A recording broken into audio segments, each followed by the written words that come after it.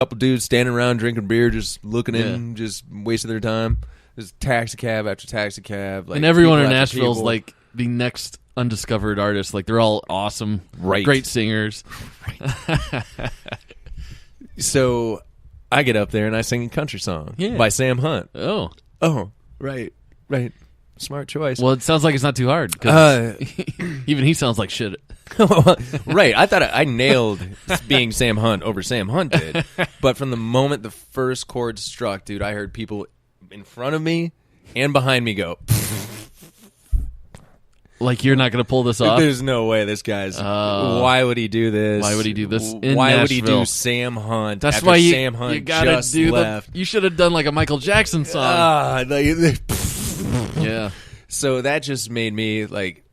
Whoops. Panic attack. Yeah. Now all of a sudden I can't control my breathing. Now I'm sounding unsure of myself. I'm hitting the notes, but I'm very unsure of myself. And you look like you're about to have a heart attack. I really did. Like, I really did. So at the end of it, this poor guy, like, right in front of me, he was like, dude, I'm gonna help this guy out. I'm gonna help this guy out. Oh, nice. Fucking jumped up on stage like he owned the place. And I was like, that's right, man. He's like, dude, I don't know this song. Oh. And I'm like, oh, what the fuck? Then you go, make oh,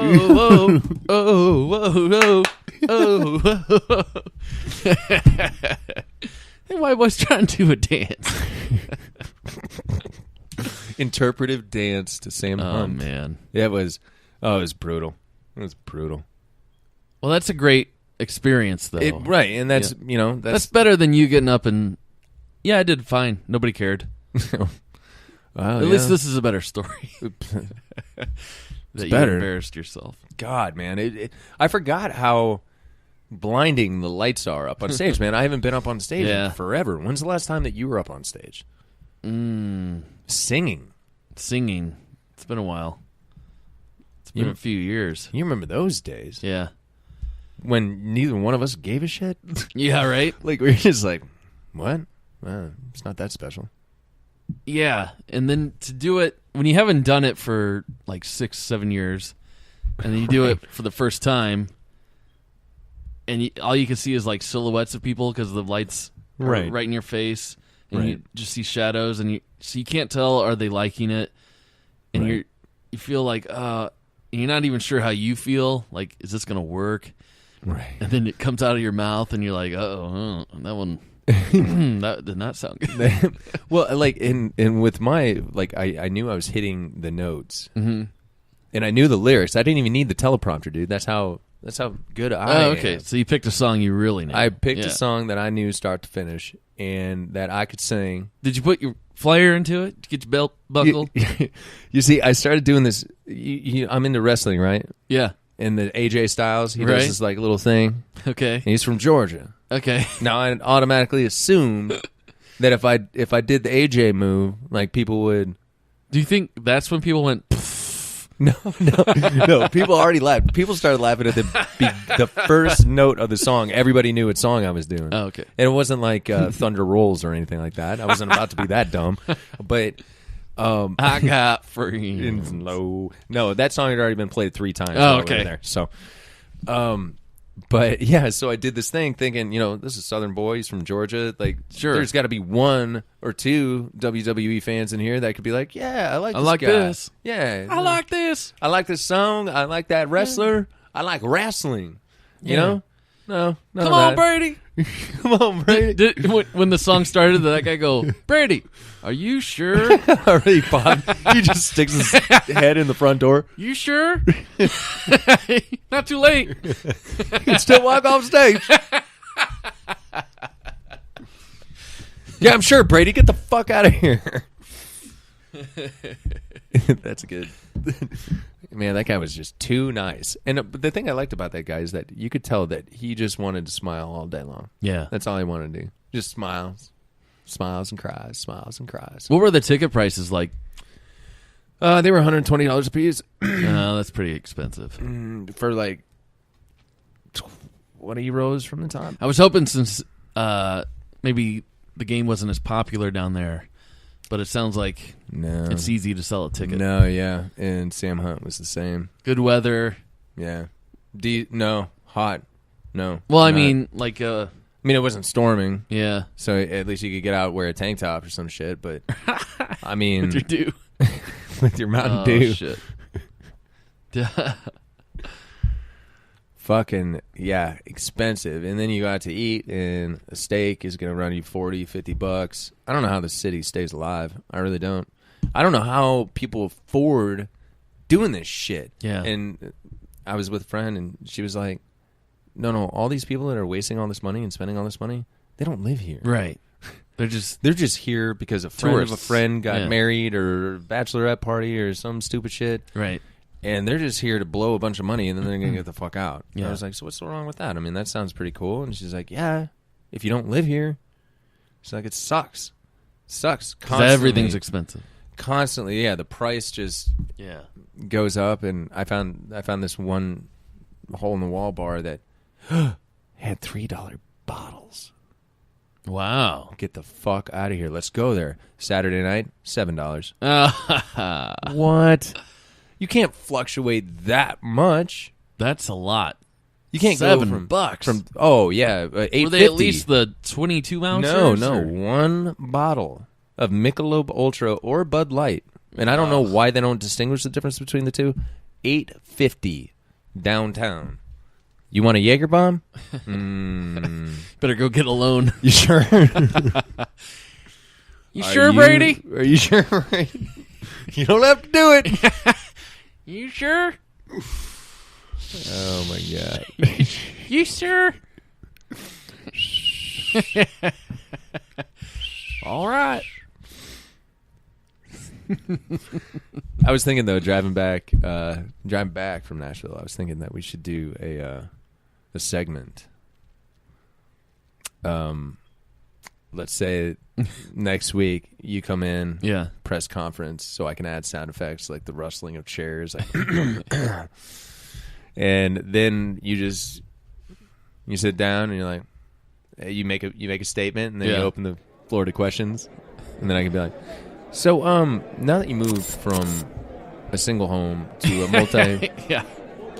what do you find being the biggest challenge in doing so? Just want to take it day by day and do my best to contribute to the family. I'm really excited to be there. I'm really happy that a new team is taking me in. And, yeah, I'm just going to do my best. And tomorrow's a new day.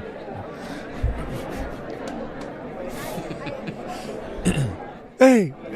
Yeah. Speaking of being a team member, we understand that your cat has gone through some trauma with the transition. What are you doing to better facilitate his needs? And I mean, how high on the priority list is that? Yoda's going to be fine. He's a strong player in this family unit, and I have no doubt that he is going to shine through everything that we have going on. I'm really looking forward to what he's going to do in October.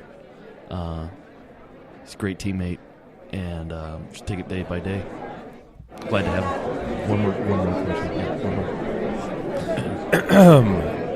Yeah, we've heard, and I don't know how much you can attest to this, but Donald Trump seems to have somewhat of an issue with the kneeling and the anti-protest and whatnot. What are your personal thoughts? Have you had any contact with Donald? Have you, what are your thoughts on where you stand as a professional and where you think this is ultimately going to end? Well, I'm really proud to be a part of this family, and all things aside, I'm really looking forward to what we do tomorrow. I'm just going to take it day by day, and just push through what I've done tonight, and I'm just proud to be an American. So that's no more questions. Perfect. I listened. So, do you guys feel like you know me any better, or have any information at all? But that's No. that's kind of the point. is because like I was driving home and all I listened to is talk radio, especially on a 7.5 hour drive. You know, you gotta. I can't just listen to music. Not only am I going to hear the same goddamn thing over and over, but you know, talk radio. And then you get into the same questions, and that's when this anthem thing really started pissing me off because every segment of every talk show, Rush Limbaugh, he was like, I can't believe. Right. You know what his stance is going to be. You don't even have to listen to it. The left wing is... Yeah. We're going to go ahead and take a break. It's all these socialists want to get on their damn knees. Well... they should let them get on their knees and kiss my butt for having a job. That's if I was their commissioner, but... We're brought to you by Simply Safe. I'm like, what? That guy does more commercials than... Oh, it's annoying, isn't it? I can't even listen to him just because it's... He comes back from a commercial break. I'll tell you, folks. And I'm going to get to that in a second. But before I do... and then there's that music that zooms in. Let me tell you about this chair. You know, like, come on, man. It comes with 4 legs. Can you talk about anything for 5 minutes? No. I think he has like 3-minute segments, and then he's out. Right. So his whole management team is like, all right, Rush. Yeah. 3 minutes. It's like barely time for him to even make a thought. Like, right. I wonder how much he actually prepares for on that show, or does he just come on and go, talking point, let me ramp it up, and then break. Leave us hanging. Yeah. Leave him hanging. And then take a phone call. Hey, long time, first time, Rush. I really love what you do. Oh, thank you, sir.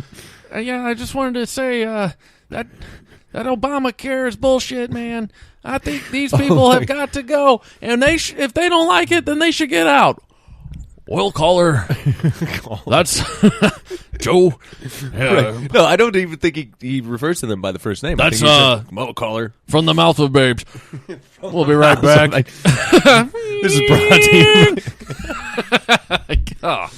And while I was driving down to Tennessee, I'm listening to this fucking, I don't know what liberal and conservative even fucking mean, man. But I'm listening to this radio station, and this guy's like, he's going on and on, you know, about how same-sex marriage this, same-sex marriage that. And I come across it, and he's like, the same-sex marriage, God, I really can't stand it. The whole idea of it is just, it's too much. Hold on, we got Jeff on line 1. Jeff, what's going on? Happy, what was it, Friday? Happy Friday to you, Jeff. He's like, I'll tell you what. You know what I hate is the fact that people don't understand one thing. And that one thing is... What's that, is that in the good book, it says a man with another man is not... That's not right. Now... Now, if God said it ain't right to me, no matter how you dice it, slice it, or thrice it. And I'm driving, I'm like, all right, first of all, I laughed just like you. I was like, what the fuck? And then I was like, slice it, dice it, Or thrice it? I like how that's where he chose to rhyme. Right. And then the guy comes back on, and he's like, well, thank you, Jeff. I appreciate your phone call. Yeah. And that's right, ladies and gentlemen. If you go to Corinthians, fucking go fuck yourself. The Lord speaks very heavily against and that's not just marriage. And that's not just my Bible. That's everyone's Bible. That's everyone's Bible. I'll tell you what, folks. Next time you're at a hotel, and if you stay at a nice one, and it happens to have a Bible in the drawer, like it all should, they all should. You will see right in there, and everyone's going, "Yep, uh-huh."